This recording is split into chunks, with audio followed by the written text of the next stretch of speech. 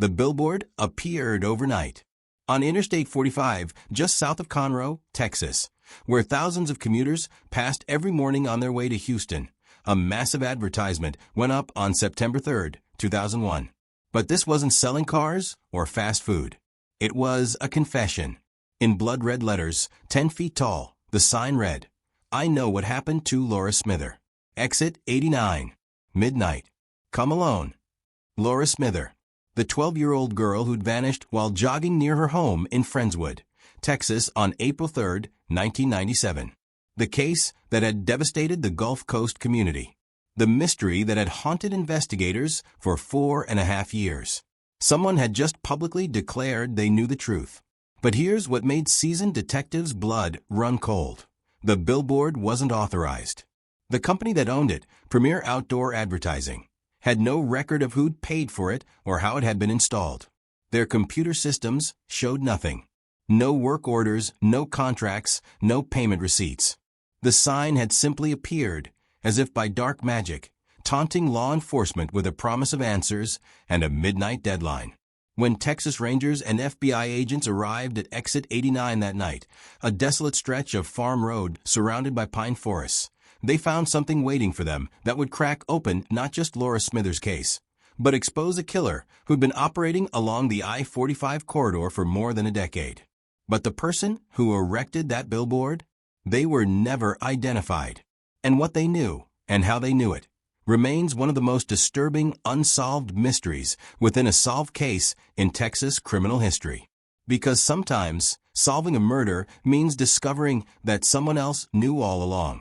Someone who watched, someone who waited, someone who decided for years later that it was finally time to speak, but only in the most public, most terrifying way possible.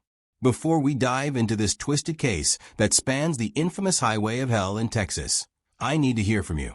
Drop a comment telling me where you're watching from and what you think about someone who has information about a murder, but waits years to come forward. Hero or accomplice. And if you're joining Untold Cold Case Files for the first time, hit that subscribe button right now.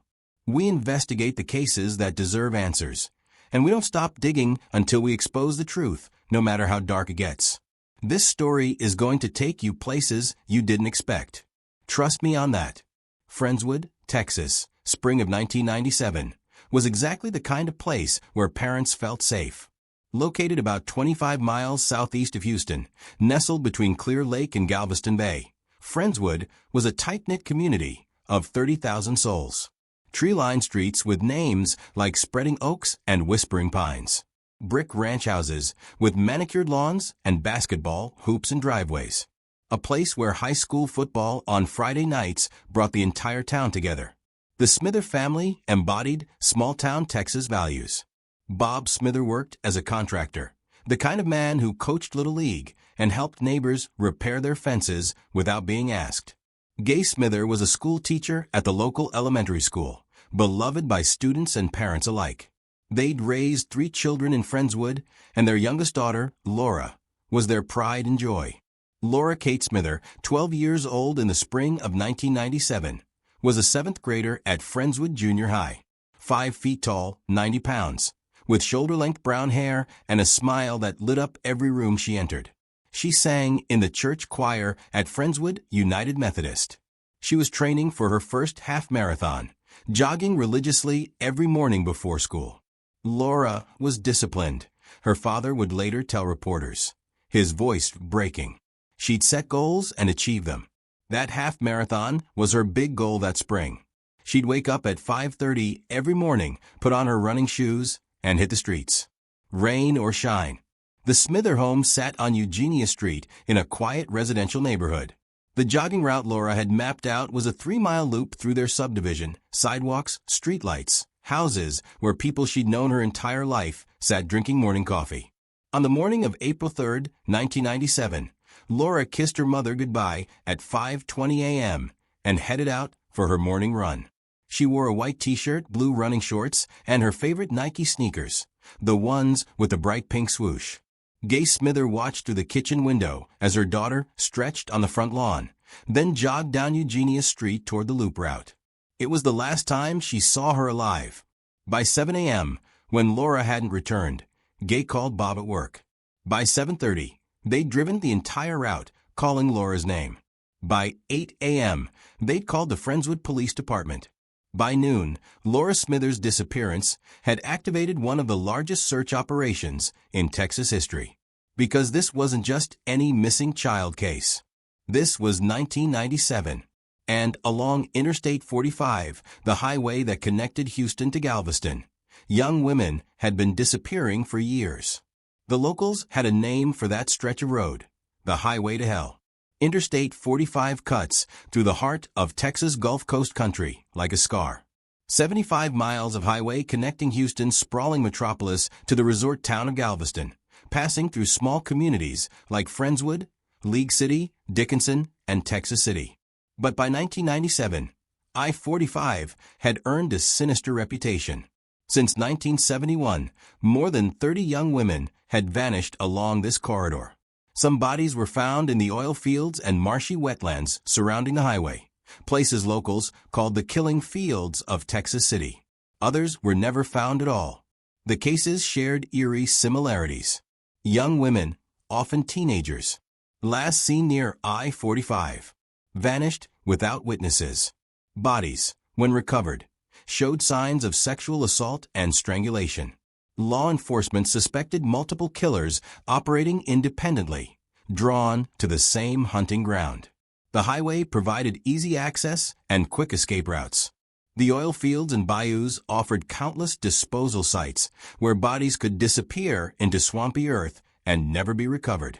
When Laura Smithers disappeared on April 3, 1997, investigators immediately feared she'd become another victim of the I-45 killer or killers. The search was immediate and massive. Friendswood Police, Harris County Sheriff's Department, Texas Rangers, and FBI agents flooded the area. Volunteers numbering in the thousands showed up to help. Neighbors, church groups, oil workers from the refineries, even Houston Astros players who joined search parties on their day off. Laura's jogging route was walked inch by inch. Bloodhounds tracked her scent to the corner of Castlewood Drive and Winding Way, about half a mile from her house, and then lost it completely, as if she'd simply vanished into thin air, or been picked up by a vehicle. Helicopters equipped with thermal imaging cameras scanned the bayous and fields. Divers searched retention ponds and drainage ditches. Horseback riders covered the more remote areas where vehicles couldn't access. The FBI brought in behavioral analysts who created a profile. They were likely looking for a white male, 25 to 45 years old, familiar with the area, possibly with a criminal history involving sexual offenses. Someone who'd been watching Laura, learning her routine. Tips flooded in by the hundreds. A truck driver reported seeing a young girl matching Laura's description, talking to a man in a white pickup truck near the intersection of FM 528 and Blackhawk Boulevard around 5:45 a.m. Police tracked down every white pickup registered in 3 counties. Nothing.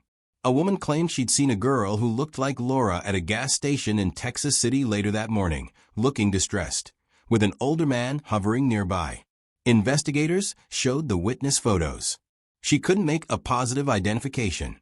A psychic from Dallas called claiming she'd had a vision of Laura near water, surrounded by tall grass and metal structures, possibly oil derricks. Search teams focused on the oil fields. Nothing. Days turned into weeks. The Smithers family appeared on national television, Good Morning America, CNN, The Today Show. Bob and Gay pleaded directly to whoever had taken their daughter. Please, just let her go. We won't press charges. We just want Laura home. But as April slipped into May, hope faded. And then, on April 20th, 1997, 17 days after Laura's disappearance, a man walking his dog near a retention pond off Irvin Lee Road in Pasadena, Texas, about 20 miles north of Friendswood, made a gruesome discovery. A body, partially submerged in shallow water, badly decomposed. The Harris County Medical Examiner's office worked through the night. Dental records confirmed what everyone feared. Laura Kate Smithers had been found. The autopsy revealed she'd been murdered shortly after her abduction, likely within hours. Cause of death: blunt force trauma to the head and strangulation. Evidence of sexual assault. Her body had been dumped in the pond and concealed with debris, intentionally hidden. The Friendswood community was devastated. More than 2,000 people attended Laura's funeral at Friendswood United Methodist Church. Her casket was closed. Bob and Gay Smither, barely able to stand, thanked the community for their support and vowed they wouldn't stop until Laura's killer was found. But weeks became months. Months became years. Despite one of the most intensive investigations in Texas history, despite FBI involvement and thousands of man-hours, Laura Smithers' killer remained unidentified. The case went cold until September 3, 2001, when that billboard appeared on I-45. The billboard changed everything.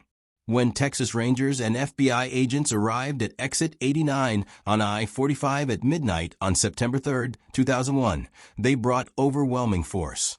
SWAT teams, K-9 units, helicopters with searchlights. They weren't taking chances. This could be the killer himself, staging some sick game. Exit 89 led to FM 1375, a two-lane farm road that wound through pine forests and cattle ranches desolate. Dark. The kind of place where screams wouldn't be heard. At exactly midnight, under the glare of portable floodlights, investigators found something waiting at the intersection. A cardboard box, taped shut, sitting in the middle of the road. Bomb squad protocols were initiated. A robot examined the box. No explosives detected. When they finally opened it, they found items that made veteran investigators' hands shake. A child's running shoe. Pink Nike swoosh. Size 6. Laura Smithers' shoe, the one that had been missing when her body was recovered. A Polaroid photograph of a man. White, mid-40s, unremarkable features. Standing in front of what appeared to be a storage unit. No identifying information visible. And a letter. Handwritten on standard notebook paper. His name is William Lewis Reese. He drives a white Dodge pickup. He worked at SNS Paving in Webster. He took 4 girls from I-45. Laura was the third. You'll find proof in Storage Unit 147 at Stop and Lock on Highway 3 in League City. He's been watching you search for years. He thinks he's smarter than you. Prove him wrong. The letter was unsigned. Texas Rangers immediately ran the name William Lewis Reese through their databases. What they found made their investigation explode into overdrive. William Lewis Reese, 45 years old, was already in prison, currently serving a 60-year sentence for kidnapping a woman in Webster, Texas, in 1997. The conviction had come just months after Laura Smithers' murder, for an unrelated crime. But when investigators pulled his file, alarm bells rang everywhere. Reese had been arrested on May 4, 1997, just 14 days after Laura Smithers' body was found, for kidnapping 19-year-old Sandra Sapaw from a Webster car wash. He'd held her at knife point, driven her to a remote area, and attempted to sexually assault her. Sandra had fought back, escaped, and flagged down help. Reese was caught within hours. During his arrest, police had noted he drove a white Dodge pickup truck. He'd worked at SNS Paving in Webster, just miles from where Laura had disappeared. And his work routes? They took him up and down Interstate 45 every single day. But here's what made investigators' blood boil. Reese had been questioned in 1997 as part of the massive dragnet following Laura's disappearance. He'd been one of hundreds of men interviewed, anyone who owned a white pickup, anyone who worked in the area. He'd provided an alibi for the morning of April 3rd, claimed he'd been at work by 6 a.m., with co-workers to confirm it. The alibi had checked out. Barely. His supervisor remembered Reese arriving around 6 o'clock or so, but couldn't be certain of the exact time. In the chaos of investigating hundreds of leads, Reese had been cleared and investigators moved on. Now, for years later, someone was pointing directly at him. At 4 a.m. on September 4th, 2001, Texas Rangers executed a search warrant at Stop and Lock Storage on Highway 3 in League City. Unit 147 was registered to William Lewis Reese, paid through an account that automatically drafted from a bank account he'd set up before his imprisonment. What they found inside would connect William Reese to a series of murders that had terrorized the Gulf Coast for years. Trophies, jewelry, clothing, personal items from multiple victims. some identified as belonging to missing women from the I-45 corridor. Photographs. Polaroids of women, some alive and terrified, some clearly deceased. Laura Smither was in several photos, confirming she'd been in Reese's control. Maps. Detailed maps of I-45 with locations marked, disposal sites, hunting grounds, areas he'd scouted. And a journal. Handwritten logs detailing his crimes with chilling clinical precision. Dates, times, descriptions. For entries specifically mentioned. Jessica Kane, 17, disappeared from Tiki Island, August 17, 1997. Laura Smither, 12, disappeared from Friendswood, April 3, 1997. Kelly Cox, 20, disappeared from Denton, July 15, 1997. And a fourth entry, a name that made investigators realize the scope of Reese's crimes. Tiffany Johnston, 19, disappeared from Bethany, Oklahoma, July 26, 1997. For young women. 4 murders. All in 1997. All along Interstate 45 or connected routes. William Lewis Reese had been a serial killer operating in plain sight, and his kidnapping conviction in May 1997 had stopped him. But not before he'd taken 4 lives. What would you have done if you were investigating this case? Comment below with your theory. Were there signs that were missed? The most detailed answers may be highlighted in our next episode. The evidence was overwhelming, but prosecutors faced a challenge. Reese was already in prison. The 1997 kidnapping conviction meant he wouldn't be eligible for parole until 2057. He'd likely die in prison regardless. But the families deserved justice. Official closure. Murder convictions. In October 2001, William Lewis Reese was charged with 4 counts of capital murder. The trial wouldn't happen for years. Reese's attorneys filed motion after motion, delaying proceedings. But the evidence was ironclad. Meanwhile, investigators had another pressing question. Who erected the billboard? Who left that box at exit 89? The letter had been analyzed by FBI forensic linguists. The handwriting examined by experts. The paper tested for fingerprints, DNA, any trace evidence. Nothing. Whoever wrote it had been careful. Methodical.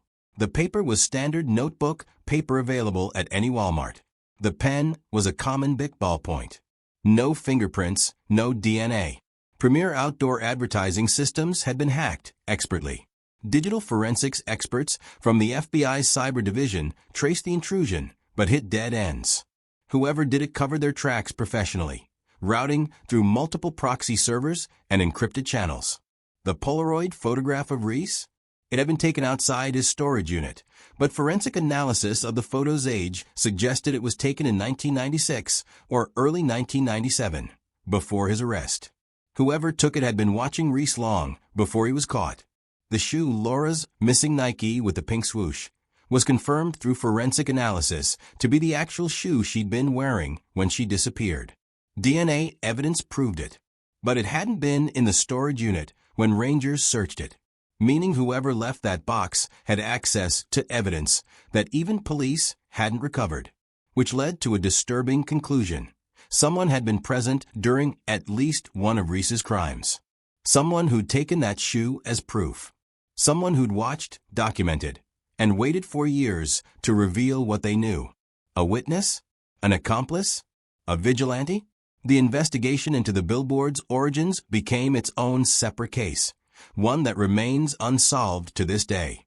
The trial of William Lewis Reese began in April 2016, 15 years after the billboard revelation, 19 years after his crimes. The delay wasn't unusual for capital murder cases, especially with multiple victims across multiple jurisdictions. Prosecutors in Oklahoma wanted to try him for Tiffany Johnston's murder. Texas prosecutors debated which case to try first. Reese's defense team filed hundreds of motions. But by 2016, technology had evolved. DNA analysis had become more sophisticated.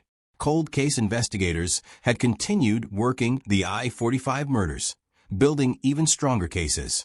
The breakthrough came from an unexpected source: genetic genealogy. In 2015, investigators submitted DNA evidence from Laura Smithers' crime scene to a new forensic laboratory using advanced genealogical analysis. The technique, matching crime scene DNA against public genealogy databases, was cutting edge. The results confirmed what the billboard had revealed. William Lewis Reese's DNA was definitively matched to evidence from Laura Smithers' murder, Jessica Kane's personal belongings found in the storage unit, and Kelly Cox's crime scene. For Tiffany Johnston's Oklahoma case, investigators used cell phone tower analysis, technology that hadn't been available in 1997. Reese's cell phone had pinged towers near Bethany, Oklahoma, on July 26, 1997, the day Tiffany vanished. His work records showed he'd claimed a personal day, but his phone placed him 450 miles from Houston. The evidence was insurmountable. On April 14, 2016, in a Galveston County courtroom, William Lewis Reese's trial began. The testimony was harrowing. Forensic experts detailed DNA matches. Cell phone analysts explained tower data. FBI profilers described Reese's pattern of predation. Sandra Sapah, the woman who'd escaped Reese in 1997 and whose testimony had sent him to prison for kidnapping, took the stand again. She described her ordeal in chilling detail, explaining how Reese had told her during the attack that she'd be number 4.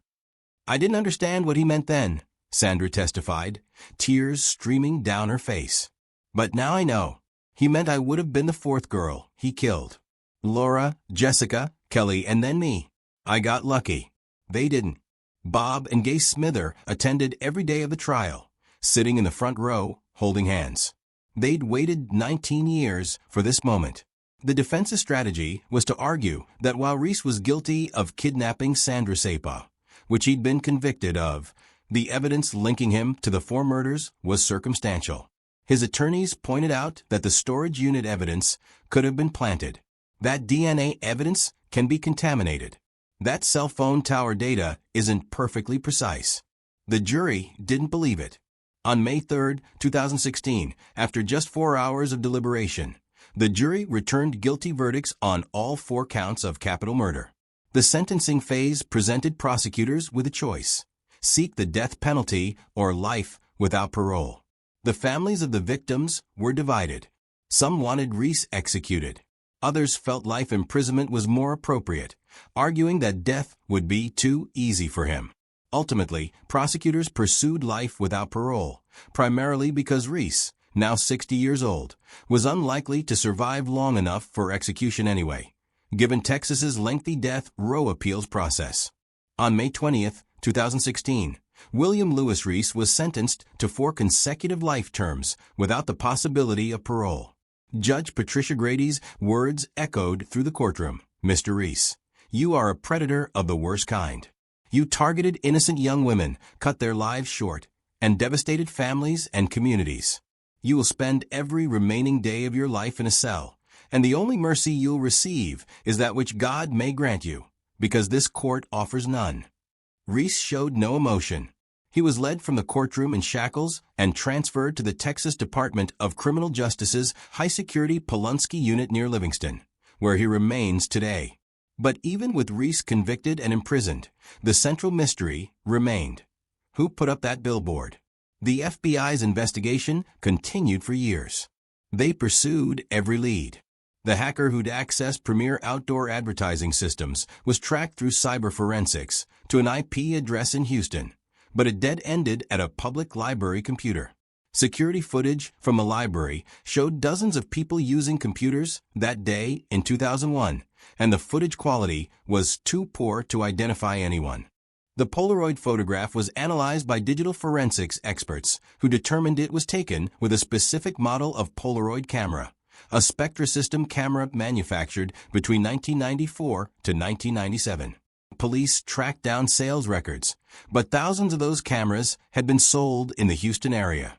The handwriting analysis suggested the letter writer was educated, possibly with technical or law enforcement training based on the precise language used. And that shoe, Laura's missing Nike, forensic analysis determined it had been stored carefully, preserved intentionally, not exposed to the elements like evidence discarded at a crime scene. One theory gained traction among investigators. The billboard's creator was a vigilante, possibly someone connected to law enforcement or with investigative experience, who'd been tracking Reese independently and decided to force justice when official channels had failed. Another theory: an accomplice who'd developed a conscience. Someone who'd been present during Reese's crimes but hadn't participated directly, who'd kept evidence for years and finally, perhaps motivated by guilt or fear, decided to expose Reese. A third theory: Reese himself had orchestrated it. Perhaps he'd arranged for someone on the outside to reveal his crimes, seeking notoriety or some twisted form of legacy. But this theory fell apart when investigators confirmed Reese's prison communications were monitored and he'd had no contact with anyone who could have executed such a sophisticated plan. The truth? It remains unknown. In 2010, the FBI officially suspended active investigation into the billboard's origins, though the case remains technically open. The file is available to any investigator who wants to pursue it, but no new leads have emerged. Bob Smither, in a 2018 interview, offered his perspective. "Whoever put up that billboard gave us justice. They gave us answers. They're the reason Reese is in prison for Laura's murder, not just that kidnapping. I don't need to know who they were. I just want them to know. Thank you.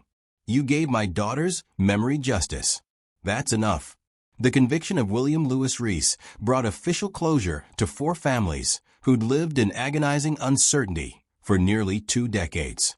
But the legal aftermath revealed complications that speak to the broader challenges of prosecuting cold cases.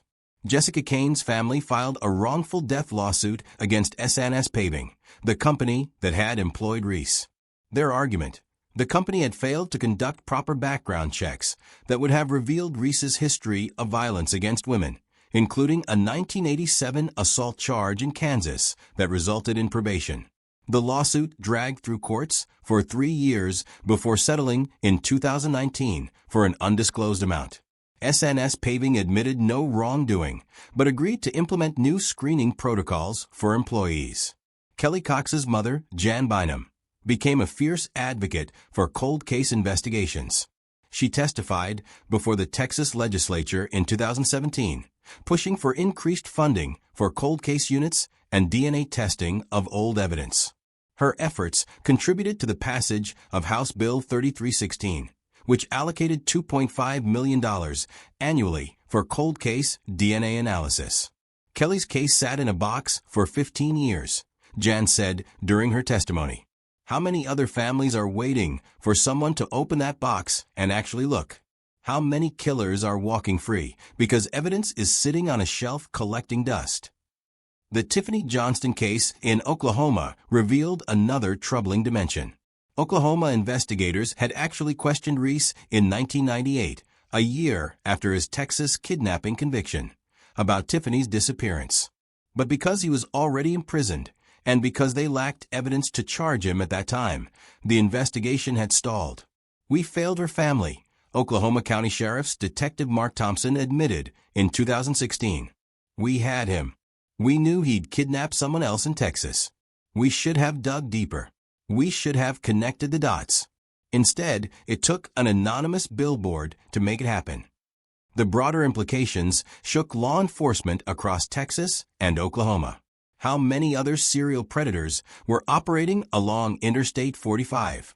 How many cases remained unsolved because jurisdictions didn't communicate effectively? In response, the Texas Rangers established the I-45 Cold Case Task Force in 2017, bringing together investigators from multiple agencies to review every unsolved murder and disappearance along the corridor dating back to 1970. By 2023, the task force had reviewed more than 60 cases and identified potential suspects in 12 of them. But perhaps the most controversial aspect of Reese's prosecution involved his own testimony, or rather, his refusal to provide it. During sentencing, prosecutors offered Reese a deal. If he provided information about other potential victims and disposal sites, they consider housing arrangements that might give him privileges unavailable in maximum security. Reese refused. He wouldn't confirm or deny additional victims, wouldn't reveal where bodies might be hidden. He's a narcissist, FBI profiler Jennifer Morris explained. The knowledge is power. The only power he has left. He'll take it to his grave. That reality haunts investigators and families of other missing women along I-45. Did Reese kill more than 4? Are there other young women buried in those oil fields and bayous, their families still waiting for answers? Statistical analysis suggests the answer is likely yes. Behavioral analysts note that serial killers like Reese rarely start their careers fully formed. His 1997 spree for victims in less than 5 months suggests escalation, which typically indicates earlier crimes. Cold case detectives have reviewed dozens of unsolved disappearances from the 1980s and 1990s along I-45, looking for patterns that match Reese's methodology. Several cases show promise. Angela Stevens, 16, disappeared from Alvin, Texas in 1994. Michelle Harrison, 22, disappeared from Galveston in 1996. Deborah Jackson, 18, disappeared from Texas City in 1992.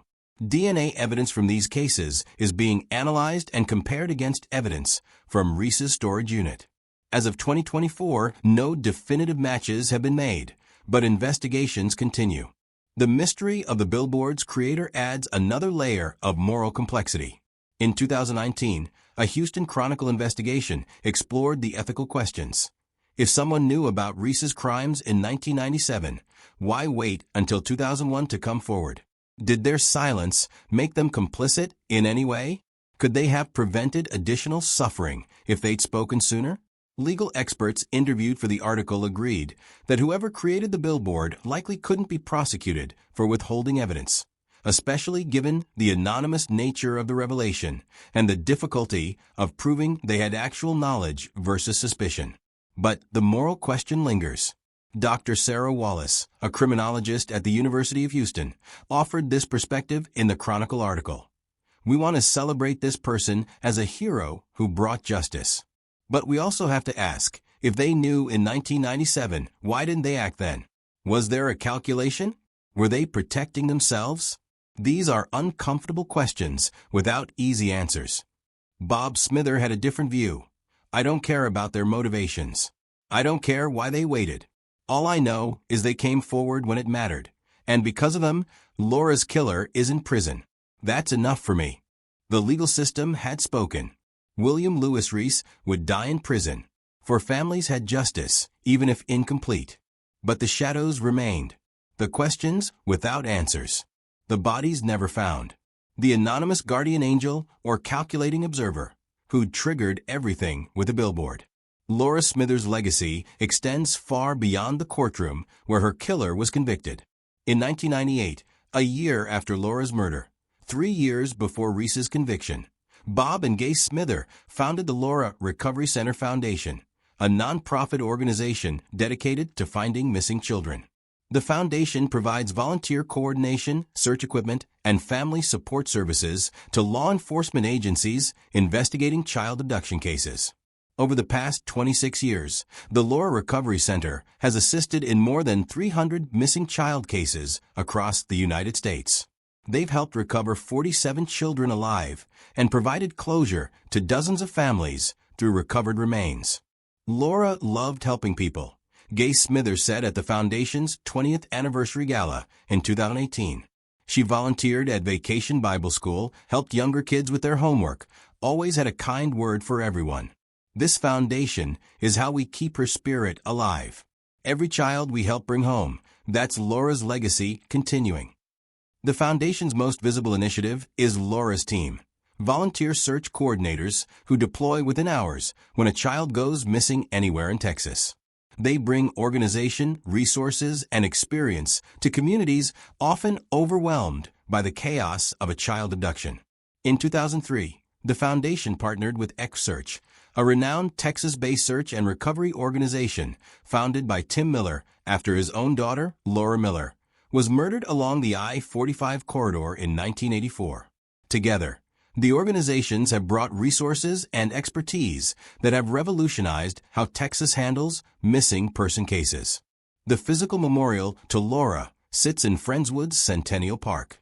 Dedicated in 2000, it features a bronze statue of a young girl in running attire, captured mid-stride. looking toward the horizon. The plaque reads, Laura Kate Smither, April 3, 1997.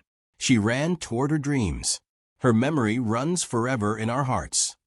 Every year on April 3rd, the Friendswood community holds Laura's Run, a 5K race that raises funds for the Laura Recovery Center. Hundreds participate, wearing pink t-shirts with Laura's image and the foundation's motto, Run for those who can't. Jessica Kane's family established a scholarship fund at Clear Creek High School in her memory, providing financial assistance to students pursuing careers in criminal justice. To date, more than 70 students have received scholarships. Kelly Cox's mother, Jan Bynum, has become one of Texas's most effective advocates for cold case investigations. Her testimony before state and federal legislators has influenced multiple bills strengthening resources for unsolved cases. The case also prompted significant changes in how law enforcement handles sex offender registration and monitoring. Reese's 1987 assault conviction in Kansas had resulted in probation but no sex offender registration. He'd fallen through bureaucratic cracks between states. In 2003, partly motivated by the Reese case, Congress passed the Adam Walsh Child Protection and Safety Act, creating a national sex offender registry with standardized protocols across all states. The law closed loopholes that had allowed offenders like Reese to relocate without proper monitoring. Interstate 45, once known as the Highway to Hell, has seen significant improvements in safety infrastructure. In 2005, the Texas Department of Transportation installed emergency call boxes every half-mile along the I-45 corridor from Houston to Galveston. Increased highway patrol presence and improved lighting at exits have made the route safer. The Texas Rangers I-45 Cold Case Task Force continues its work, reviewing evidence and pursuing leads. In 2021, they held a press conference announcing they'd identified potential suspects in 6 previously unsolved I-45 murders using genealogical DNA analysis similar to techniques that helped convict the Golden State Killer in California. As for William Lewis Reese, he remains at the Polunsky unit, serving his life sentence in administrative segregation, essentially solitary confinement for 23 hours per day. Now 72 years old, he suffers from multiple health conditions, including diabetes and heart disease. Prison records indicate he's been disciplined numerous times for rules violations, including attempting to correspond with true crime authors and offering to sell exclusive interviews. All such requests have been denied. In 2022, a true crime podcaster filed a Freedom of Information Act request for access to interview Reese.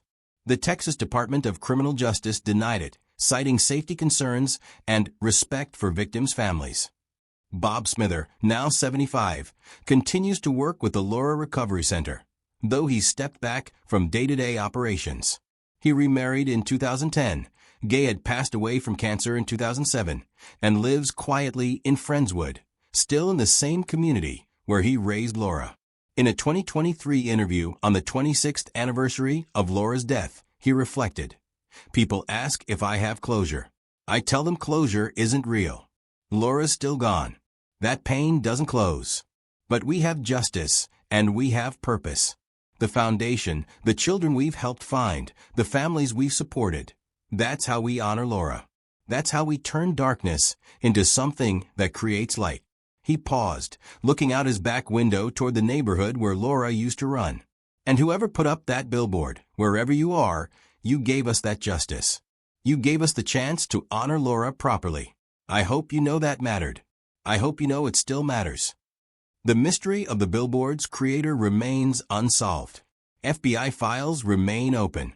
Occasionally, a retired detective will review the case, looking for something missed. But as years pass, the likelihood of identifying the anonymous informant diminishes. Perhaps that's fitting. Sometimes justice arrives from unexpected places, carried by anonymous hands, motivated by reasons we'll never fully understand. What matters is that it arrived. 4 families found answers. A serial killer died in prison, and a 12-year-old girl who loved to run, who set goals and achieved them, who had a smile that lit up rooms, Her memory continues to shine through the work of a foundation that bears her name and the countless children brought home safely because of it. Laura Kate Smither didn't just run toward her dreams. She ran into eternity, and her legacy runs alongside everyone who continues to search for the missing, to fight for the vulnerable, to refuse to let darkness have the final word. If Laura's story moved you, if it reminded you of the power of never giving up on justice, then subscribe to Untold Cold Case Files. Share this video to honor the voices of those we've lost and to support the families still searching for answers. Every view keeps their stories alive. Every share might reach someone with information that could solve another case. Drop a comment and tell me, do you think the person who erected that billboard was a hero, or should they have come forward sooner? And if you have information about any unsolved case, please speak up. Your voice could bring someone home. Justice delayed is not justice denied. Sometimes it just takes one person to make the difference.